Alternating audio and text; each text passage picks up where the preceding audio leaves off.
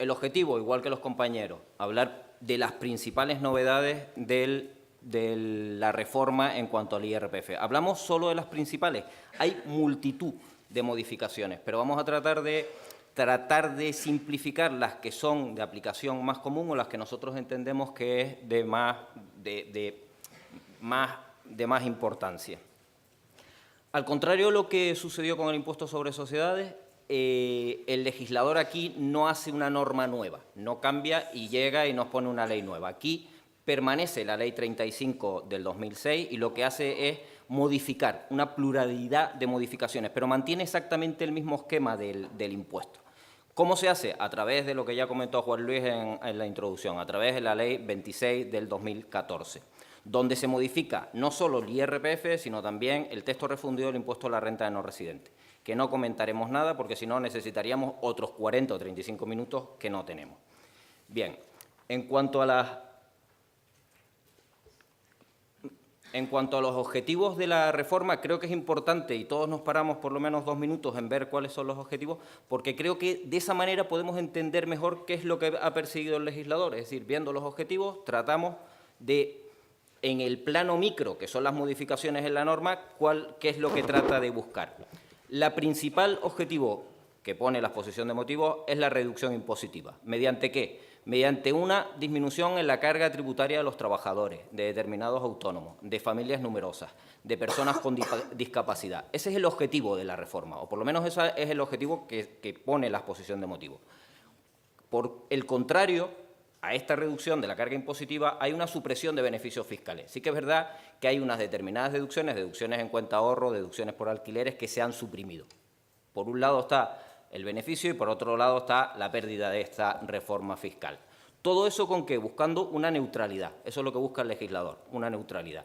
Por otro lado, otro de los objetivos fundamentales de toda la reforma es el fomento del ahorro. El fomento del ahorro a largo plazo, y para eso se establecen unos nuevos beneficios fiscales para unos determinados productos financieros.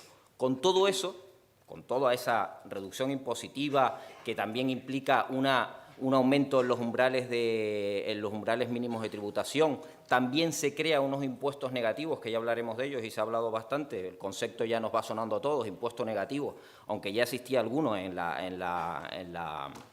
norma, como era la deducción por maternidad. Con todo eso, ¿qué es lo que se busca? Lo que se comentó al principio, aumentar la renta disponible, reactivación económica, creación de empleo, fomentar la inversión y todo eso con una asignación de recursos. Eso es lo que persigue la reforma desde el punto de vista del IRPF. Que se consiga o no, no lo sabemos. Tampoco venimos aquí a ver si se consigue o no. Nosotros vamos ahora a un análisis micro, que es las reformas que se hacen en la norma, y si con esas reformas en el futuro se conseguirán estos objetivos macros. Y sin más, entramos en materia. Hemos hecho la exposición, o tratamos de hacer la exposición, por apartados de renta por cada una de las fuentes de renta que vienen en el propio impuesto. Comenzamos con los rendimientos del trabajo personal y concretamente con la indemnizaciones por despido. Estos rendimientos, antes de la reforma, estaban exentos de tributación en la cuantía establecida como obligatoria por el Estatuto de los Trabajadores. La reforma introduce un límite cuantitativo a la exención en 180.000 euros y, además, una aplicación retroactiva a 1 de agosto del 2014. Así, por ejemplo, un despido improcedente notificado al trabajador en junio del año pasado, del 2014, con derecho por el Estatuto de los Trabajadores a una indemnización de 200.000 euros, está totalmente exenta de tributación y no habría retención. Este mismo despido, notificado en diciembre del 2014, estaría exento hasta 180.000 euros y, por tanto, 20.000 euros sí que tributarían como rendimiento del trabajo y, además, al no haber entrado la ley en vigor hasta 1 de enero del 2015, no habría habido retención. Con lo cual, este contribuyente, en el 2015, en junio, cuando presente su declaración del IRPF, el 2014, tributará íntegramente por estos 20.000 euros que no han sido objeto de retención.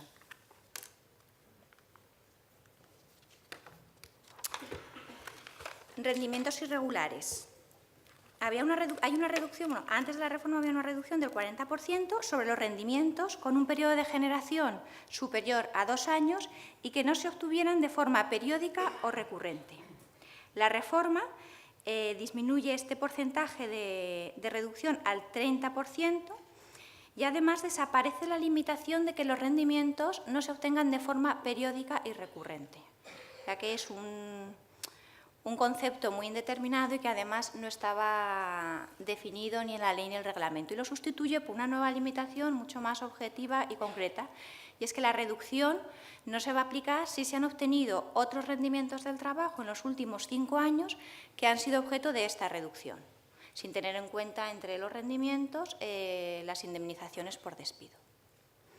Además, se establece que estos rendimientos se deben de imputar en un único periodo impositivo, es decir, no se pueden obtener de forma fraccionada en varios ejercicios.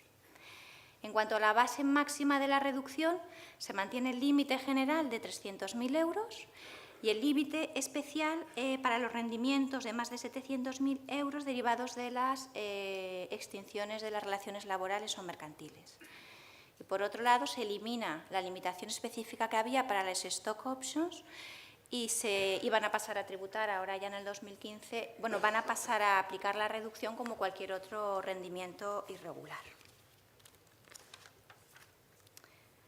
En esta diapositiva podemos ver el impacto fiscal que va a tener la disminución de estos rendimientos, de la reducción en 10 puntos, del 40 al 30 para estos rendimientos irregulares, y además teniendo en cuenta la disminución de los tipos impositivos en el 2015 y en el 2016. En cuanto a las rentas en especie, se elimina la no consideración como rendimientos del trabajo en especie a la entrega a los trabajadores de acciones hasta el límite de 12.000 euros anuales y se introduce como un supuesto de exención siempre que la oferta se realice en las mismas condiciones para todos los trabajadores. Y además se reduce en un 30% la valoración de la retribución en especie consistente en la cesión del uso de vehículos considerados eficientes energéticamente, de los vehículos menos contaminantes.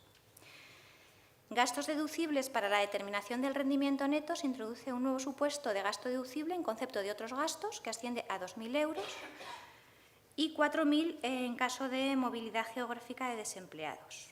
Y además los trabajadores con discapacidad que obtengan rendimientos del trabajo como trabajadores activos va a poder deducirse un gasto de 5.500 euros.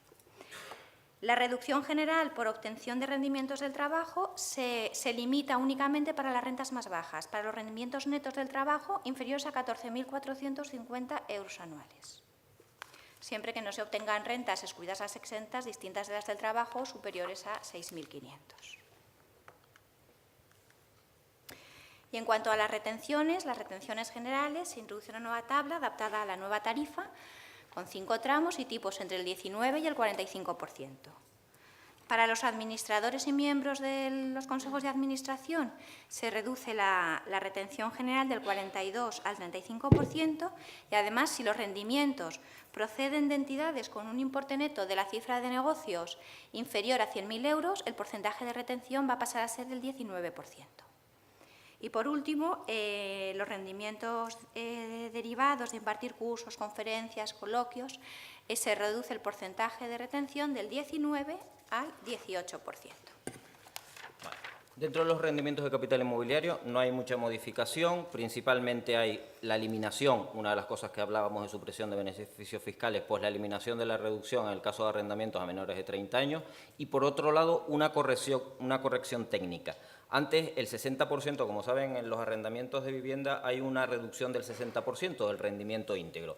Tengo unos arrendamientos por importe de vivienda, por importe de 100, tengo unos gastos de 80, tengo un rendimiento de 20. Ese rendimiento de 20 sufría una reducción del 60%. Eso sigue en la actualidad, pero sí que es verdad que cuando el rendimiento era negativo, ese 60% de reducción también se le aplicaba a ese rendimiento negativo, con lo cual el rendimiento negativo lo hacía más pequeño.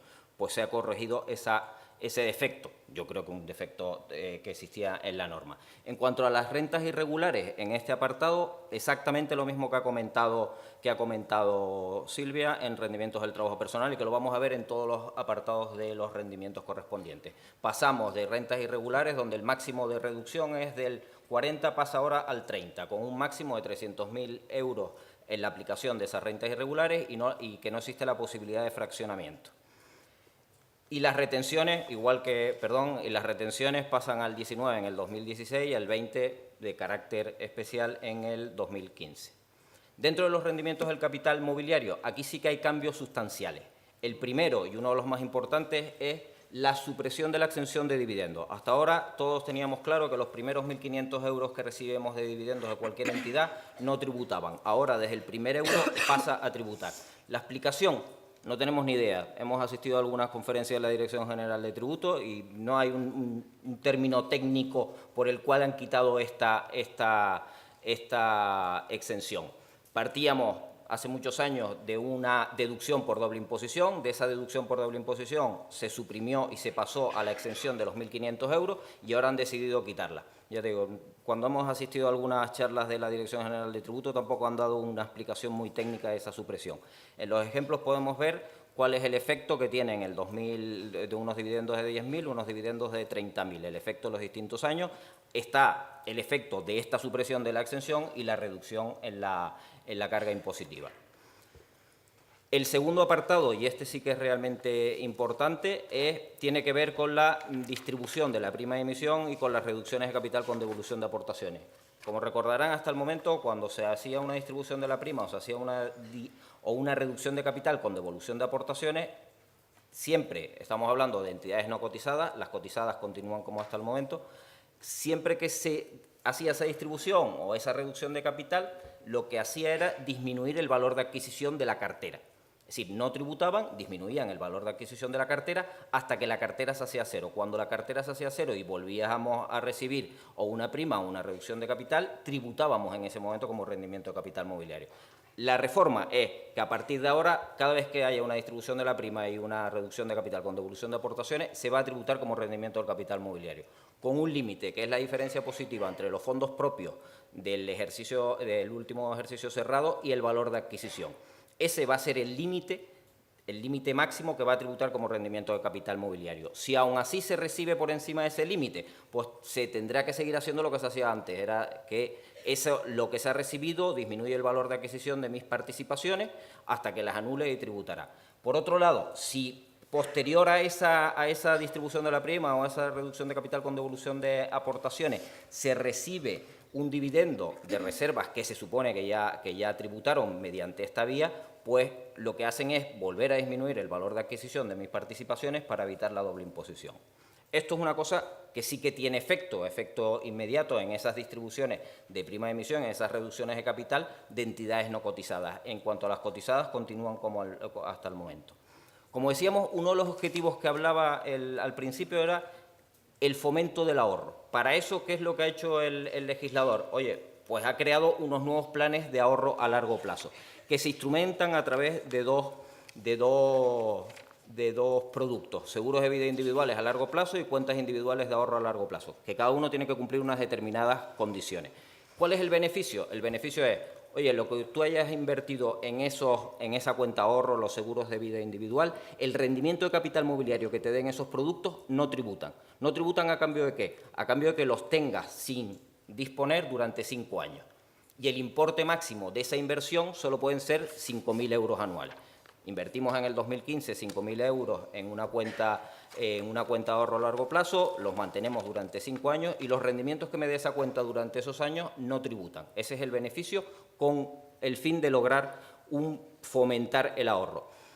No sabemos si esto va a tener mucho éxito, no va a tener mucho éxito, eso va a depender de las entidades financieras, porque otro de los requisitos que se le pone es que se tiene que garantizar ese producto el 85% de la inversión, con lo cual hay ciertas limitaciones desde el punto de vista de la entidad financiera que vaya a crear estos productos, pero bueno, creemos que es una medida, sí que está limitado a 5.000 euros, pero bueno, en el fondo creemos que es uno de los aspectos positivos que hablábamos o que hemos ido hablando de la reforma. En cuanto a rendimientos del capital mobiliario, las retenciones, exactamente igual. Pasamos del 21 al 19 en el año 2016, pasando por esta penitencia del año 2015 con el 20%. Hay otros cambios en rendimientos del capital mobiliario. Hablamos de las rentas irregulares con las mismas características que hemos hablado anteriormente. Se reduce el límite máximo del 40 al 30. No se computará como rendimientos del capital mobiliario negativo los procedentes de donativos de activos financieros. Hay otra serie de modificaciones, pero yo creo que las dos principales son las tres principales son las que hemos visto en los puntos anteriores. Y rendimientos de actividades económicas.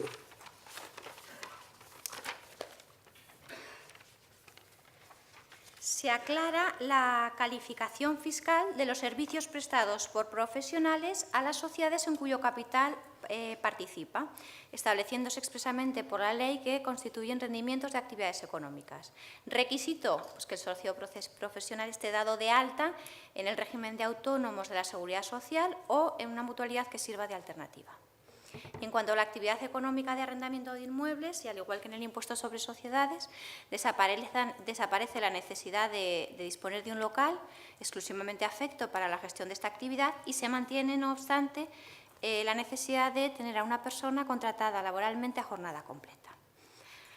En dos pinceladas en cuanto a los regímenes de determinación del rendimiento, muy generales. En cuanto a la estimación directa simplificada, el 5% en concepto de gastos de difícil justificación se limita a 2.000 euros para homogeneizar estos rendimientos como los rendimientos del trabajo.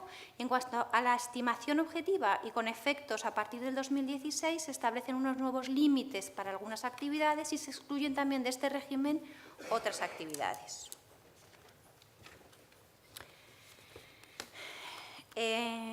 Como en el resto de los rendimientos, para las reducciones de los rendimientos irregulares se reduce el porcentaje del 40 al 30, con una base máxima de 300.000 y también con la necesidad de que se imputen en un único periodo impositivo. No se pueden imputar de forma fraccionada en varios periodos impositivos.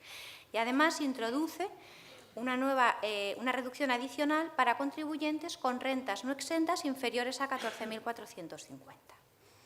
Las retenciones de las actividades profesionales, el porcentaje se reduce del 21 al 18% con carácter general y en el caso de rendimientos íntegros que en el ejercicio anterior sean inferiores a 15.000 euros y siempre que la actividad profesional represente más del 75% de los rendimientos íntegros del trabajo y de actividades económicas, el porcentaje sería del 15%. Ganancias y pérdidas patrimoniales. Es otro de los apartados que sufre bastantes modificaciones y además relativamente importantes. Aparte de que, como ya veremos en la siguiente, a lo largo de la exposición, se equipara el tratamiento entre las ganancias de más de un año y menos de un año, con lo cual pasan a tributar todas de igual manera. Otra de las modificaciones importantes tiene que ver con la venta de derechos de suscripción preferente, en este caso de entidades cotizadas. Hasta este momento, esa venta de derechos de suscripción preferente lo que hacían era disminuir el valor de adquisición de la cartera.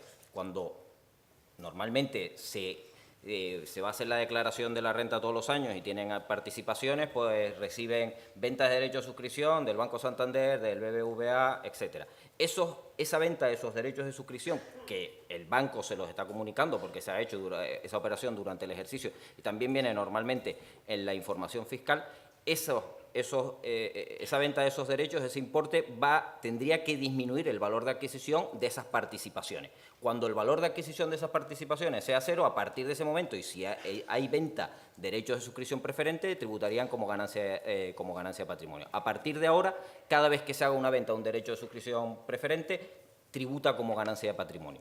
Y en este cambio también se obliga ya a la entidad financiera a realizar la retención correspondiente. Esto es en cuanto a la venta de derechos de suscripción preferente de cotizadas. Las no cotizadas siempre han tributado siempre han tributado de la misma manera, es decir, que en el momento de vender los derechos de suscripción preferente tributaban como ganancia de patrimonio.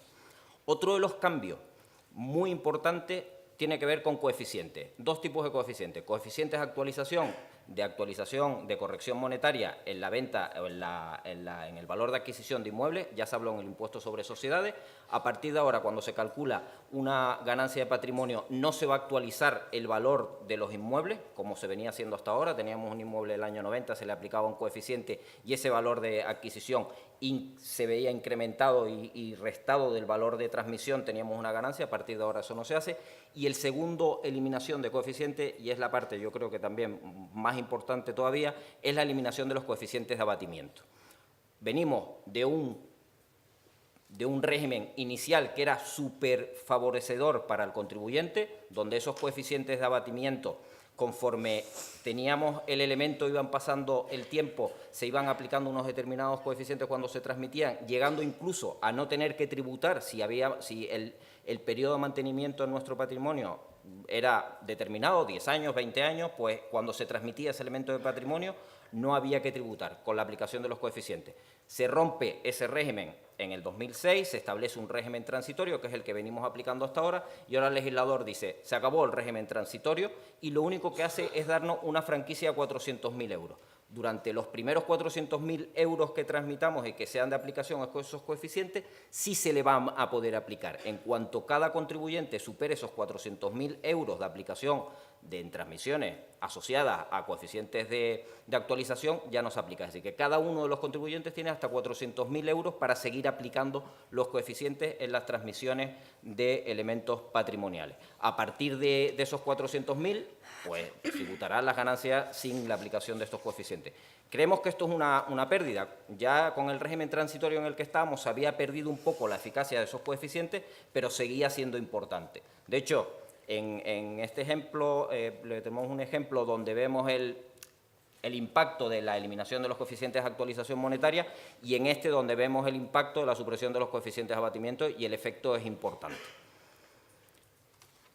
Otro de las modificaciones con respecto a las ganancias y pérdidas de patrimonio, creo que este también es relativamente importante y por lo menos es novedosa, es la exención por constitución de renta vitalicia. Ejemplo, contribuyente que tiene que tener más de 65 años, transmite un elemento patrimonial y lo que recibe de ese elemento patrimonial constituye una renta vitalicia. En la ganancia de patrimonio derivada de la venta de ese elemento patrimonial no tributaría. ¿Cuánto es el importe máximo de la constitución de la renta vitalicia? 240.000 euros.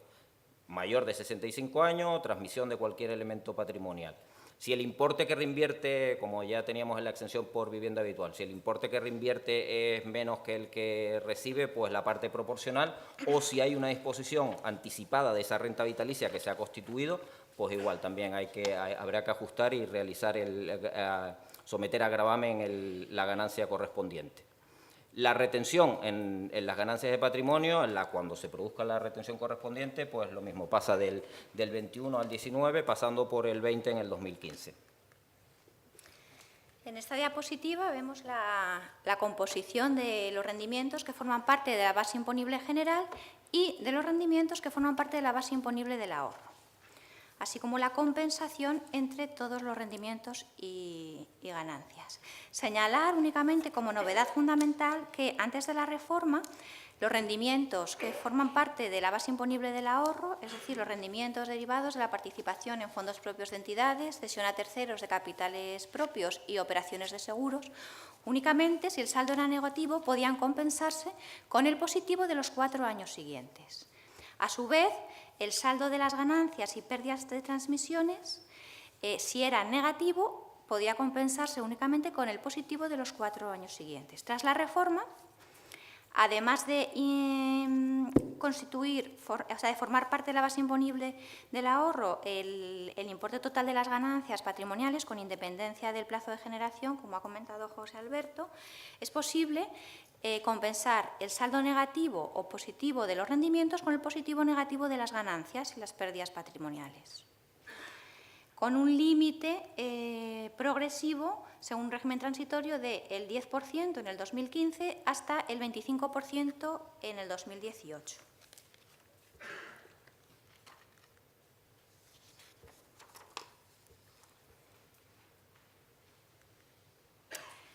Reducciones mínimos y tarifas. En cuanto a las aportaciones a planes de pensiones, se reduce de 10.000 a 8.000 euros las cuantías máximas para las aportaciones anuales a planes de pensiones que dan derecho a la reducción en la base imponible del impuesto.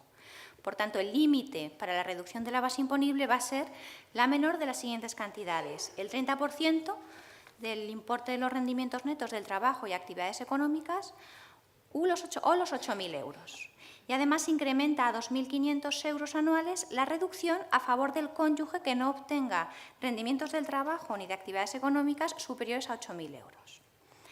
En cuanto a los mínimos del contribuyente, personales y familiares, como vemos en la siguiente diapositiva, se incrementan considerablemente del 2014 al 2015. Y se crean unos impuestos negativos a favor de trabajadores o autónomos que estén dados de alta en el correspondiente régimen de la Seguridad Social o mutualidad que sirva de alternativa. ¿En qué consisten estos impuestos negativos? En una deducción en la cuota diferencial de 1.200 euros anuales por cada descendiente con discapacidad con el que se conviva, por cada ascendiente con discapacidad con el que se convive y por estar integrado en una familia numerosa. Si la familia numerosa es de categoría especial, la deducción se duplica. El límite para cada deducción son las cotizaciones, el importe de cotización social del contribuyente devengadas en cada periodo impositivo. Y además se prevé que se pueda solicitar el abono anticipado de esta deducción mediante la presentación de un modelo, el modelo 143, que a partir de enero, del 7 de enero ya se podía hacer de forma telemática o por teléfono, y ahora a partir de febrero se va a poder hacer cumplimentando el modelo y de forma presencial en la Administración tributaria. Y por último, y simplemente señalar de forma muy genérica, deducciones sí en cuanto a la declaración del impuesto, se pretende fomentar el mecenazgo incrementando los porcentajes de deducción aplicables a las donaciones. La deducción por inversión del beneficio empresarial en la adquisición de determinados bienes se reduce del 10 al 5%, se amplía la deducción por rentas obtenidas en Ceuta y Melilla, se suprime la deducción por cuenta ahorro empresa, deducción por inversiones medioambientales y por utilización de nuevas tecnologías, y al igual que en el impuesto sobre sociedades, y se suprime también la deducción por alquiler. Y en cuanto a la obligación de declarar, con carácter general, el límite para declarar en el caso de perceptores de rendimientos del trabajo cuando proceden de más de un pagador pasa a ser de 12.000 euros. En esta diapositiva vemos las escalas de gravamen, la tarifa en la base imponible general aplicable en el 2014 y la aplicable en los años 2015 y 2016, la estatal y la autonómica aprobada por la Ley de Presupuestos de Canarias para el 2015. Y a su vez la tarifa de gravamen en la base imponible del ahorro. Como vemos en el 2014 iba del 21 al 27, en el 2015 se queda fijada del 20 al 24 y finalmente en el 2016 la base imponible del ahorro se gravará con un tipo del 19 al 23%. Bien, por último, ya acabamos 2 minutos más. Hay determinados regímenes especiales que se han modificado y otros se han introducido nuevos. Creemos que no son de aplicación muy general, pero por lo menos que lo tengan en cuenta por si se dan en alguno de estos casos, tienen algún cliente o son contribuyentes con alguno de estos casos. Tenemos el régimen de impatriado, traslado de trabajadores a España, ley Beckham, ¿vale? Hasta este momento lo que se podía aplicar a deportistas profesionales y a otros trabajadores, a partir de ahora se elimina la posibilidad de aplicarlo a deportistas profesionales y se amplía a la posibilidad de aplicación a administradores de sociedades, siempre y cuando su participación en esa sociedad sea inferior al 25%. Se eliminan una serie de requisitos objetivos, se hace, por así decirlo, un poco más cómodo y se adapta después de todas las críticas que ha tenido esta ley, sobre todo por la utilización de los deportistas profesionales. Esto se modifica, ténganlo en cuenta, hay modificaciones en este régimen, ahí vemos las tarifas de aplicación del régimen para que vean un poco el ahorro y de la crítica que ha sufrido, sobre todo por la utilización de este beneficio, de este régimen especial de los deportistas profesionales. Y por otro lado está un nuevo impuesto de salida por cambio de residencia. Esto sí que es una novedad y vamos a ver si nos situamos. Tenemos un contribuyente que ha sido residente en España dentro de los últimos 15 periodos impositivos, ha sido 10 años residente en España, que traslada su domicilio de España a cualquier país, pues en ese momento, en el momento en que traslade, tiene que tributar por la ganancia de patrimonios tácitas de las participaciones o participaciones en entidades o en instituciones de inversión colectiva que tengan en ese momento. Repito, contribuyente, residente en España, traslada el domicilio a cualquier país, sea Unión Europea o no sea Unión Europea, en ese momento, ese traslado de domicilio va a tener que pagar por las ganancias de patrimonio tácitas que se produzcan como consecuencia del valor de mercado de las participaciones que tenga en el momento del traslado y su valor de adquisición. Un señor, ahora vamos a ver cuáles son los requisitos, porque el valor de mercado de esas participaciones tiene que ser superior a 4 millones de euros o 1 millón de euros si tienes una participación superior del 25% en esa entidad. Si cualquiera de nosotros tenemos 5.000 euros en el Banco Santander, en el BBV o en la Caixa y nos trasladamos